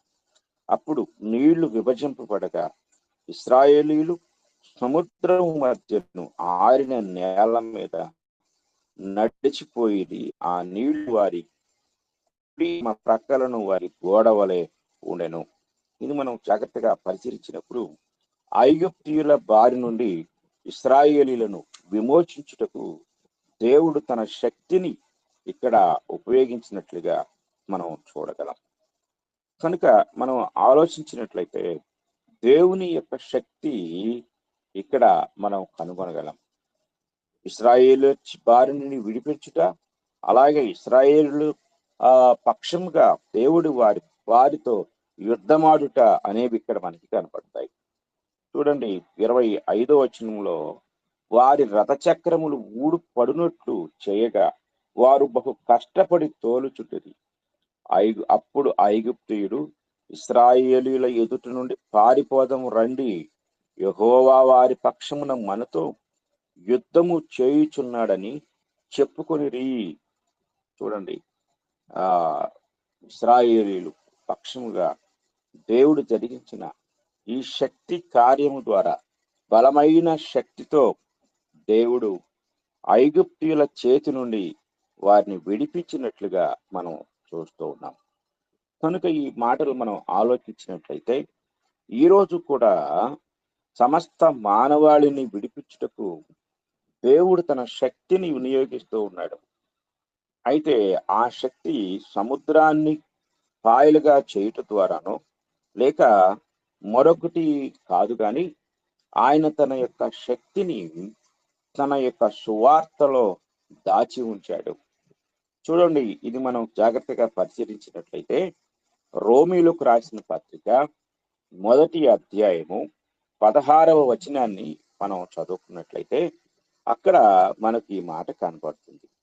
రోమీలకు రాసిన పత్రిక 1వ అధ్యాయము 16వ వచనం, సువార్తను గూర్చి నేను సిగ్గుపడు వాడను కాను, ఏలయనగా నమ్ము ప్రతి వానికి మొదట యూదునికి గ్రీసు దేశస్థునికి కూడా రక్షణ కలుగు చేయుటకు అది దేవుని శక్తి అయ్యున్నది అంటాడు. కనుక ఇక్కడ దేవుని శక్తి ఎందులో ఉంది అంటే సువార్తలో ఉంది. కనుక ఆనాడు ఆ శక్తి ద్వారా దేవుడు సముద్రాన్ని పాయలుగా చీల్చాడు. ఇక్కడ సముద్రాన్ని పాయలుగా చీల్చుట కంటే కష్టమైన విషయం ఏమిటి అంటే ఒక పాపి యొక్క హృదయాన్ని చీల్చటం అనేది. ఒక పాపి యొక్క హృదయాన్ని చీల్చుటకు సముద్రమును చీల్చుట కంటే ఎక్కువ శక్తి ఇక్కడ అవసరమై ఉన్నది. ఆ శక్తి దేవుడు తన సువార్తలో దాచి ఉంచాడు. కనుక సువార్త ఎప్పుడైతే ఒక వ్యక్తి యొక్క హృదయాన్ని తాకుతుందో ఆ హృదయము చేల్చబడుతుంది. ఇది మనం గ్రహించగలం. అపోస్తుల కార్యముల గ్రంథము 16వ అధ్యాయాన్ని మనం చదువుకున్నట్లయితే 16వ అధ్యాయంలో పౌలు గారు ఫిలిప్పీ పట్టణానికి ఆయన వెళ్ళాడు. ఫిలిప్పీ పట్టణానికి వెళ్ళిన తర్వాత ఫిలిప్పీ పట్టణంలో జరిగిన కార్యాలను మనం జాగ్రత్తగా ఆలోచించినట్లయితే పౌలు గారు ఫిలిప్పీ పట్టణపు ఒడ్డున బయట యాంగ్జైటీ నది అనే ఒకటి ఉంది. ఆ యాంగ్జైటీ నది ఒడ్డున ఆ ప్రార్థన జరుగుతున్నప్పుడు ఆయన అక్కడికి వెళ్ళాడు. అక్కడికి వెళ్ళిన తర్వాత సువార్త ప్రకటించినట్లుగా మనం చూడగలం. చూడండి, 16వ అధ్యాయం 13వ వచనం మనం చదువుతున్నాం. విశ్రాంతి దినమున గవిని దాటి నదీ తీరమున ప్రార్థన జరుగుననుకొని అక్కడికి వచ్చి కూర్చుండి కూడి వచ్చిన స్త్రీలతో మాట్లాడుచుంటుని. అప్పుడు లూదియా ఎను దైవభక్తి గల ఒక స్త్రీ వినుచుండెను. ఆమె ఊదా రంగు పొడిని అమ్ము తొయతైర పట్టణస్తురాలు. ప్రభువు ఆమె హృదయమును తెరిచెను గనుక పౌలు చెప్పిన మాటల యందు లక్ష్యముంచెను. ఆమెయు ఆమె ఇంటి వారును బాప్తిస్మము పొందినప్పుడు ఇక్కడ ఒక హృదయం తెరవబడిన ఆ యొక్క హృదయములోనికి సువార్త ప్రవేశించినప్పుడు ఒక కుటుంబం అంతా రక్షించబడినట్లుగా ఇక్కడ మనం చూడగలం. ఫిలిప్పీ సంఘము బహు బలమైన సంఘం, గొప్ప సంఘం, సమర్పణ కలిగిన సంఘం, త్యాగం చేసే సంఘం. అంత మాత్రమే కాదు, సువార్థికులను దృష్టి ఉంచే సంఘం. కనుక అలాంటి సంఘ స్థాపనకు మూల కారకురాలిగా ఈ లూదియా అనే స్త్రీని మనం ఇక్కడ చూడగలం. మొట్టమొదటిగా లూదియా అనబడిన స్త్రీ ఆ ఫిలిప్పీలో సంఘాన్ని లేక సంఘము ఏర్పడుటకు మొదటి విశ్వాసిగా ఆమె కుటుంబాన్ని మనం గ్రహించగలం. పౌలు గారు ఈ సంఘాన్ని గురించి ప్రశంసిస్తూ ఇచ్చు విషయంలోను పుచ్చుకునే విషయంలోను మీరు తప్ప మరి ఏ సంఘపు వారును నాతో పాలివారు కాలేదు అని ఆ యొక్క సంఘం యొక్క ఔన్నత్యాన్ని శిఖరాగ్రానికి తీసుకొని వెళ్తాడు.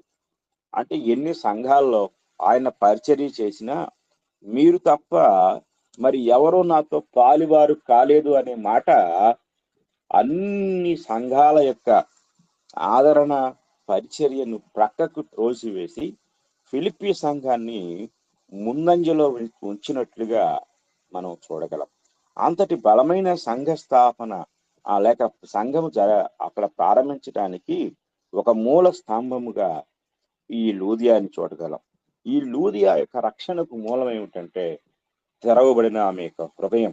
ఆమె హృదయం తెరవటానికి కారణం ఏంటంటే, తెరవబడటానికి సువార్తలో ఉన్న శక్తి, ఇది మనం గ్రహించాలి. కనుక ఇదంతా నేను ఎందుకు చెప్తున్నానంటే, సువార్త యొక్క శక్తి ఈనాడు, దేవుని యొక్క శక్తి ఈనాడు సువార్తలో దాగి ఉంది. ఆ శక్తి ద్వారా దేవుడు ఈ విమోచన కార్యక్రమాన్ని జరిగిస్తూ ఉన్నాడు. ఆనాడు బలమైన తన శక్తి ద్వారా ఆయన ఐగుప్తీయుల చేతి నుండి ఏ విధంగా ఇశ్రాయేలీయులను విమోచించారో, అలాగే ఈరోజు ఆయన తన యొక్క శక్తి ద్వారా పాపము నుండి, దుష్టత్వము నుండి, అలాగే రాబోవు దేవుని యొక్క ఉగ్రత నుండి మనలను ఆయన విమోచిస్తూ ఉన్నాడు. కనుక ఇవి ఒకటి దేవుని యొక్క ప్రణాళిక, 2 ప్రభు అయిన యేసుక్రీస్తు వారి యొక్క బలియాగము, 3 ఆయన చిందించిన రక్తము, 4 దేవుని యొక్క శక్తి. ఇవన్నీ ఇక్కడ మనకి కనపడుతూ ఉన్నాయి. ఇక రెండవ విషయాన్ని మనం ఆలోచించినట్లయితే, విమోచన యొక్క పరిపూర్ణత ఎలా జరిగింది అనేది మనం ఆలోచన చేద్దాం. అంటే విమోచన అనే పదము 3 విధాలుగా వర్ణించబడింది. అంటే ఎలా మనం విమోచించబడుతున్నాము అనేది మనం ఆలోచించితే, ఈ విమోచన 3 విధాలుగా జరిగింది. 3 విధాలైన విమోచన దేవుడు జరిగించినట్లుగా మనం చూడగలం. మొట్టమొదటి, బానిసల యొక్క వ్యాపారము నుండి, లేక ఆ వ్యాపార సంబంధమైన దాని నుండి విడిపించుట ద్వారా. అంటే ఇది ఏమిటి అంటే, purchase in the slave market. అంటే పాత నిబంధన కాలంలోను, అలాగే క్రొత్త నిబంధన కాలంలోను మనకి ఆనాటి ఆ యొక్క దేశాల్లో ఏం కనపడుతూ ఉండేదంటే, బానిసలను అమ్ముకునే, కొనుక్కునే ఒక మార్కెట్ కనపడుతూ ఉండేది. ఆ మార్కెట్లో, ఆ వ్యాపార కేంద్రంలో బానిసల యొక్క కొనుగోళ్లు, అమ్మకాలు జరుగుతూ ఉండేవి. అంటే కొన్ని చోట్ల మనం వెళ్తే గొర్రెల సంతలు కనపడుతూ ఉంటాయి. అక్కడ ఆ గొర్రెలను కొనుక్కునే వాళ్ళు కొనుక్కుంటారు, అమ్ముకునే వాళ్ళు అమ్ముకుంటారు. కొన్ని చోట్ల గేదెల సంతలు కనపడుతూ ఉంటాయి.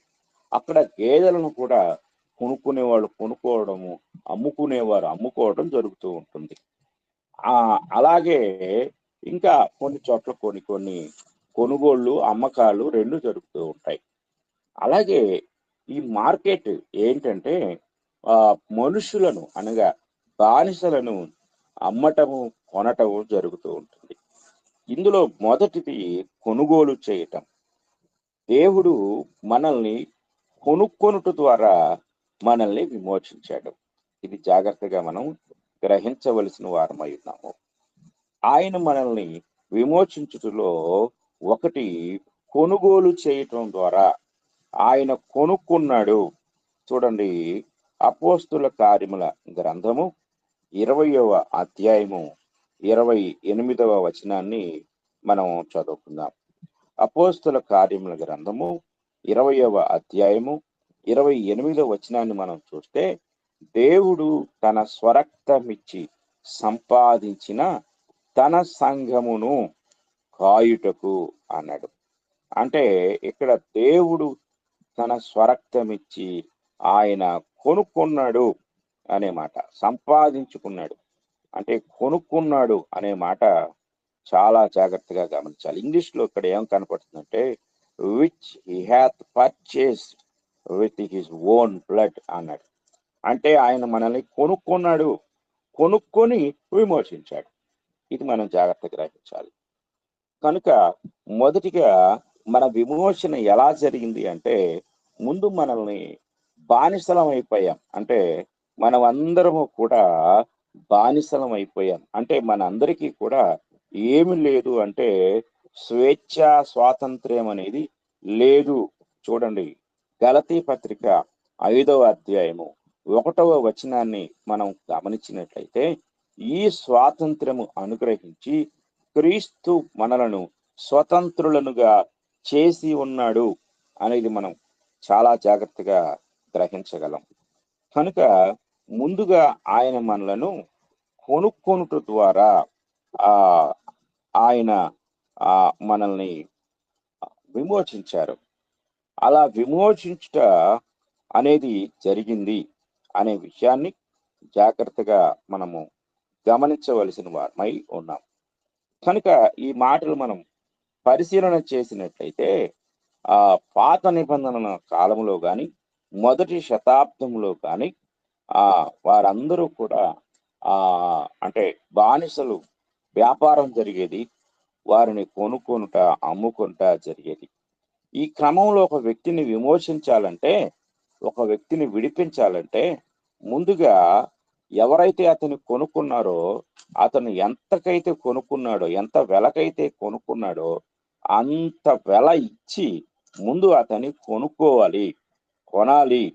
కొనకుండా అతనికి విడుదల అనేది జరగదు అనే విషయాన్ని మనము గ్రహించవలసిన వారమై ఉన్నాం.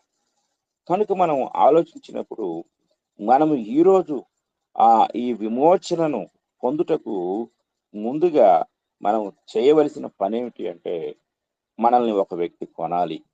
ప్రభు అయిన యేసుక్రీస్తు వారు తన అమూల్యమైన రక్తమును ఇచ్చి, అంటే అత్యంత ఖరీదైన, అంటే ఖరీదు కూడా కట్టలేనటువంటి రక్తాన్ని ఆయన మన కొరకు చిందించి మనలను విడిపించి ఉన్నారు అనే విషయాన్ని మనము గ్రహించవలసిన వారమై ఉన్నాం. రోమీయులకు రాసిన పత్రిక మనం చదువుకున్నట్లయితే 6వ అధ్యాయము చాలా విషయాలు మనకు బోధిస్తుంది. చూడండి, రోమీయులకు రాసిన పత్రిక 6వ అధ్యాయము 6వ వచనాన్ని మనం చదువుకుందాం. ఏమనగా, మనమికను పాపమునకు దాసులము కాకుండుటకు పాప శరీరము నిరర్థకమగునట్లు మన ప్రాచీన స్వభావం ఆయనతో కూడా సిలువ వేయబడినని ఎరుగుదుము. లోబడుటకు దేనికి మిమ్మును మీరు దాసులుగా అప్పగించుకొందురో అంటాడు. అంటే మనం అంతా దాసులము, బానిసలం అయిపోయాం. కింద 17వ వచనం చూస్తే మీరు పాపమునకు దాసులైంటిరి అంటాడు. ఇక 6వ వచనానికి వస్తే, అంటే 18వ వచనాన్ని చూస్తే పాపము నుండి విమోచింపబడి నీతికి దాసులైతిరి. అంటే ఇంతకు ముందు మనము ఒకళ్ళ కింద బానిసలుగా ఉన్నాం. ఆ ఒకడు ఎవరంటే పాపము కింద బానిసలుగా ఉన్నాం. పాపమునకు బానిసలుగా ఉన్న మనలను క్రీస్తు తన రక్తం ఇచ్చి కొని విమోచించాడు. అలా విమోచించడం ద్వారా మనము ఇప్పుడు క్రీస్తు ప్రభువుకు దాసులమయ్యాం. కనుక మన నీతికి దాసులమయ్యాం. అంటే నీతి కార్యములకు మనం దాసులమయ్యాం. కనుక చాలా జాగ్రత్తగా మనం గ్రహించవలసిన వారమై ఉన్నాము. కనుక ఇలాగా మనము విమోచించబడ్డాం. కనుక దేవుని వాక్యాన్ని మనం గమనిస్తే ఈ విమోచనలో మొదటి కార్యం ఏమిటి అంటే, ఒక వ్యక్తి కొనబడాలి. రెండవది ఆ తర్వాత మనల్ని కొనుక్కొని ఆ యొక్క బానిసత్వం నుండి బయటకు తీసుకొని వెళ్ళాలి. అంటే ఆ బానిసను కొనుగోలు చేసిన తర్వాత యజమాని అతన్ని బయటికి తీసుకొని వెళ్తాడు. ఇప్పుడు మన యజమాని మనలను, అనగా ప్రభు అయిన యేసుక్రీస్తు వారు మనలను ఆయన ముందు కొన్నాడు, ఆ తర్వాత బయటికి తీసుకొని వెళ్ళాడు. ఇది మనం జాగ్రత్తగా గ్రహించాలి. మరొక వచనాన్ని కూడా చూద్దాం.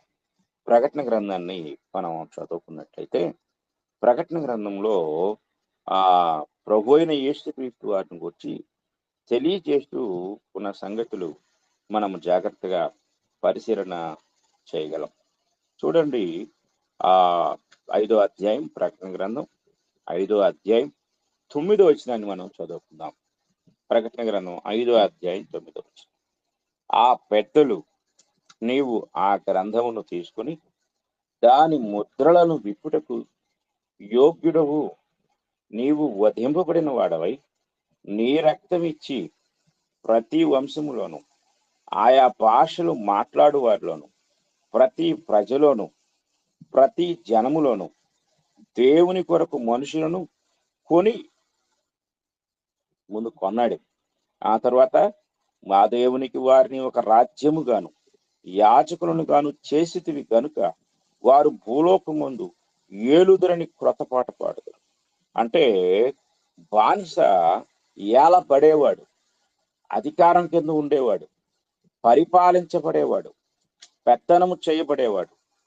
కానీ ఈ బానిసకు ఎప్పుడైతే క్రీస్తు రక్తం ద్వారా, క్రీస్తు చేసిన త్యాగం ద్వారా విమోచన కలిగిందో, ఈ విమోచన ద్వారా అతడు ఏలుబడి చేసేవాడు అయిపోయాడు.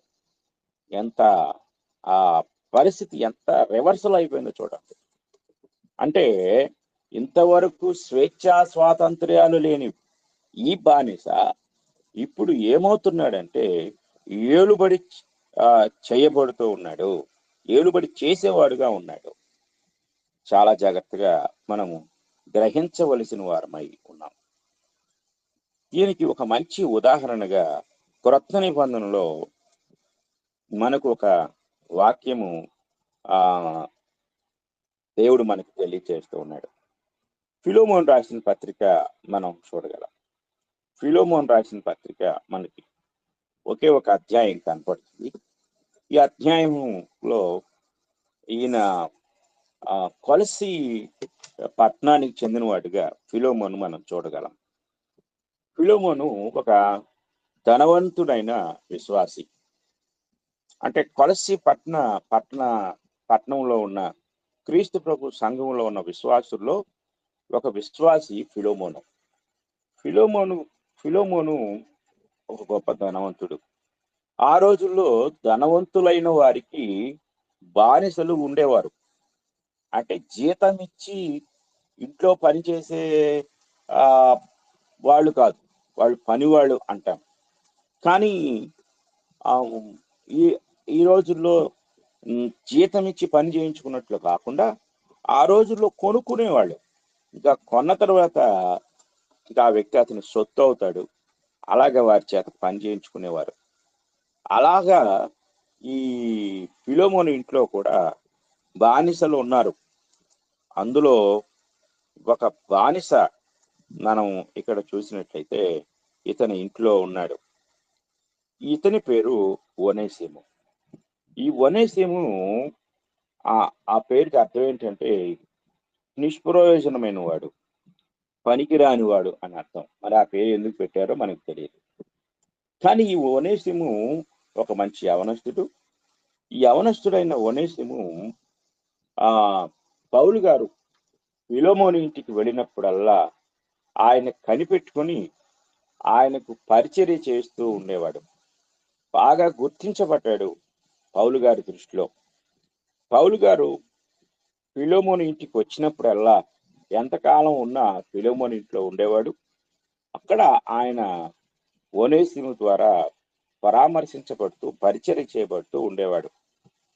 పౌలు గారు అక్కడి నుండి ఆయన రోమాకి వెళ్ళిపోయాడు.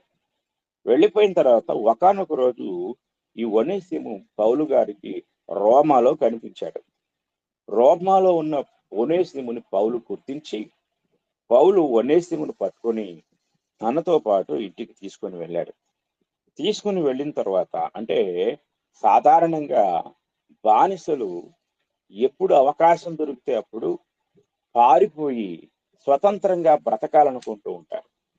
కొందరు పెద్ద వయసు వారు పారిపోలేని వారు అలాగే ప్రాణాలు పోయేంత వరకు అక్కడే పడి ఉంటారు.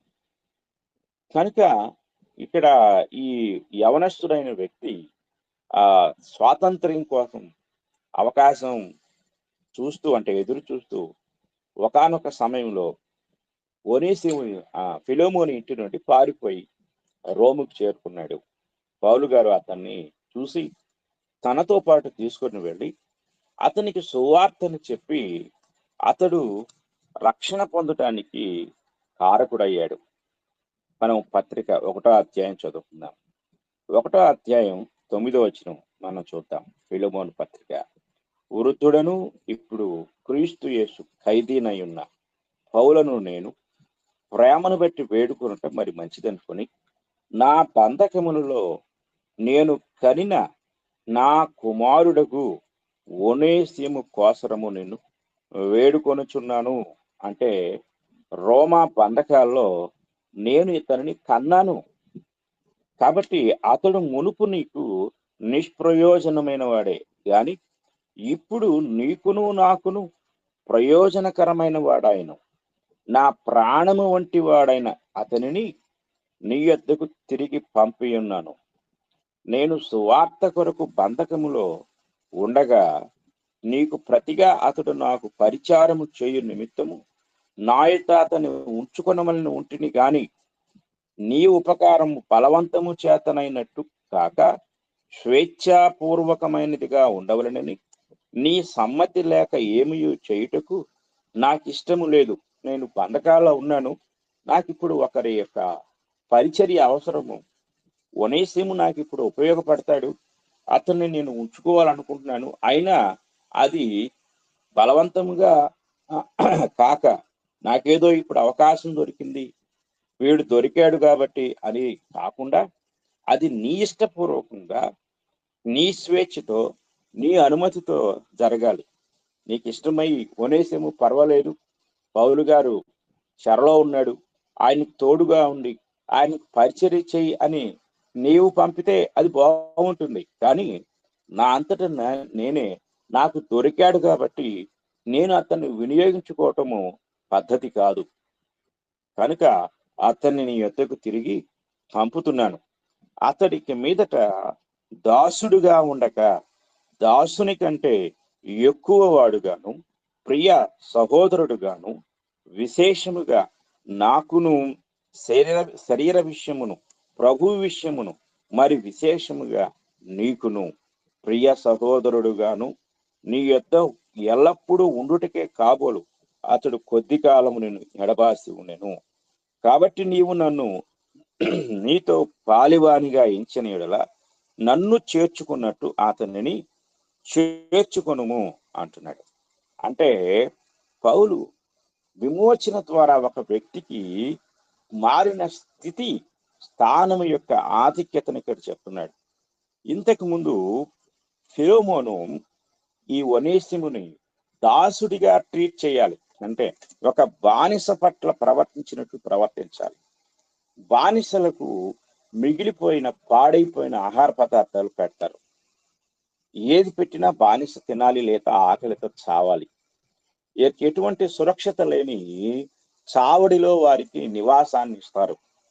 అందులో ఎండ, గాలి, వెలుతురు అన్నీ ఉంటాయి. అది శరీరానికి అనుకూలమైంది కాదు. అక్కడ దోమలు కుట్టినా చేసేదేమి లేదు. కనుక బానిస బ్రతుకు అంత నీచమైనదిగా ఉంటుంది.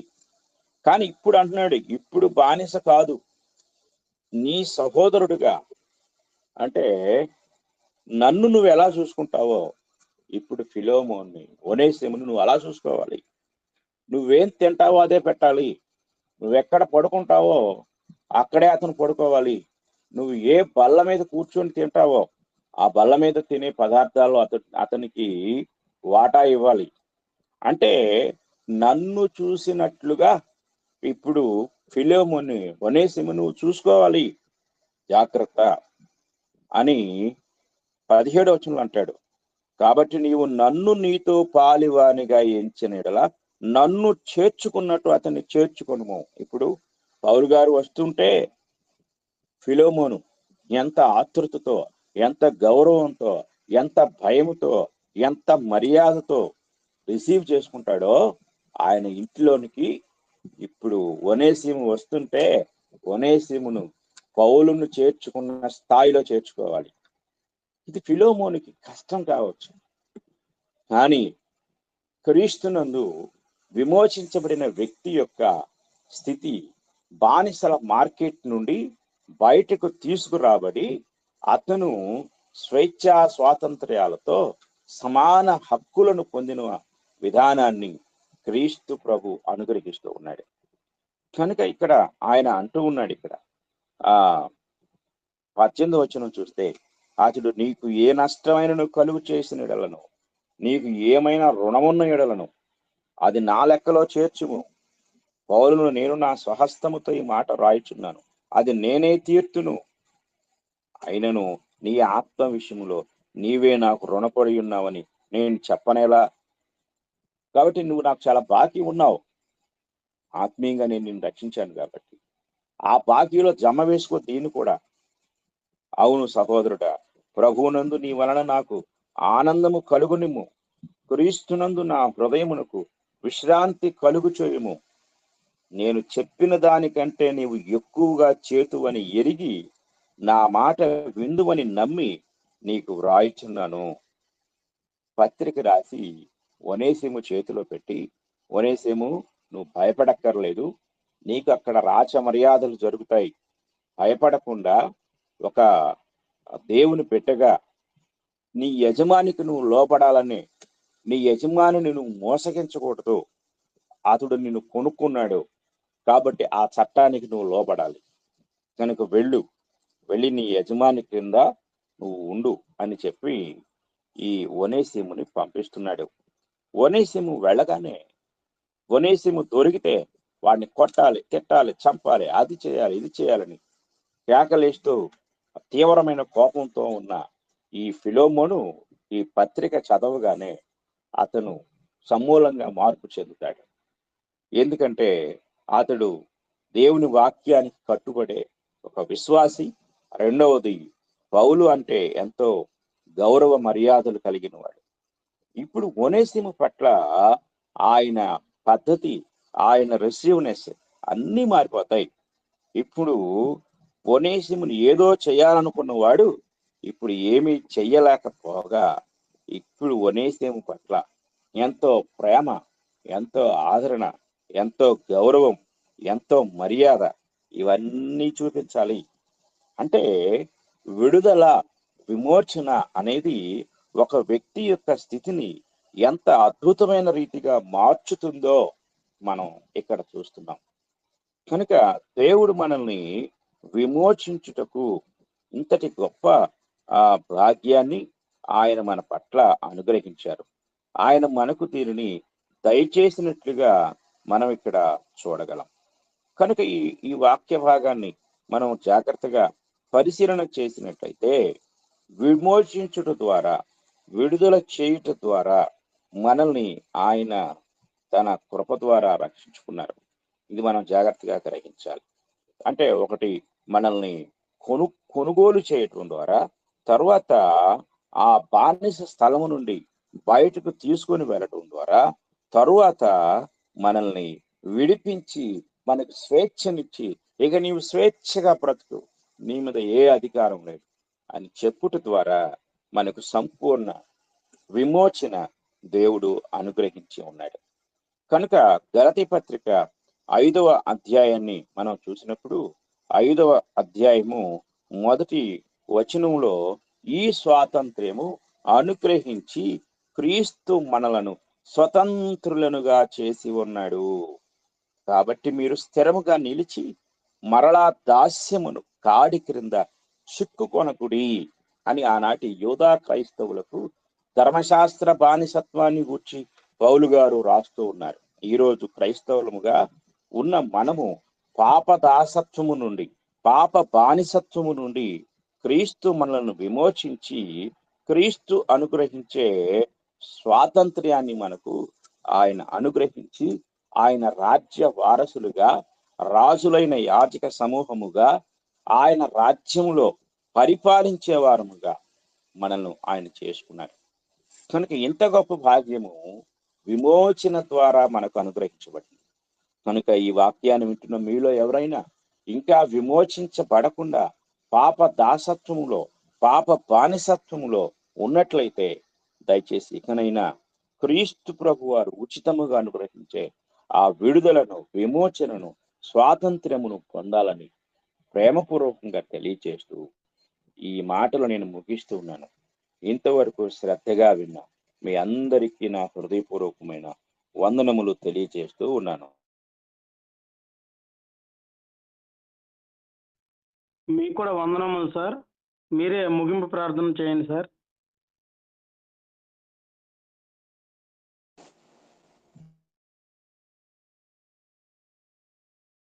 పరిశుద్ధుడైన తండ్రి, ప్రేమ కలిగిన దేవా, నీ ఘనమైన నామమునకు స్తుతులు, స్తోత్రములు, కృతజ్ఞతలు చెల్లిస్తున్నాం. మా తండ్రి, మీ మహాకృపను బట్టి, మీ ప్రేమను బట్టి ఈ యొక్క ఉదయకాల సమయంలో మమ్ములను విమోచించుటకు మీ యొక్క సంకల్పమును మీరు సంకల్పించి మీ కుమారుని మా కొరకు ఈ లోకములో వధింపచేసి మీ కుమారుని చెందించిన రక్తం ద్వారా అనుగ్రహించిన ఆ విమోచన ద్వారా మాకు మీరు దయచేసిన గొప్ప ఆధిక్యతను బట్టి మీకు స్తోత్రం. లోకంలో ఈ సత్యాన్ని ఎరగక బానిసత్వంలో నగ్గిపోతున్న వారు ఎందరో ఉన్నారు.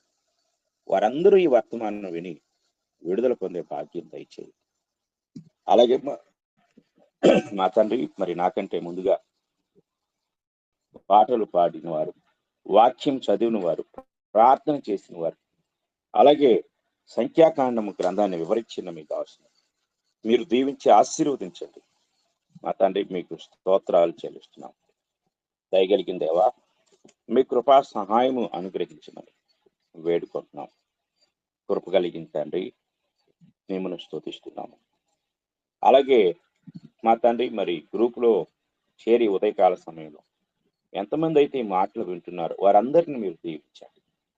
వారందరికీ విమోచన యొక్క విలువను తెలుసుకునే భాగ్యాన్ని మీరు దయచేయండి.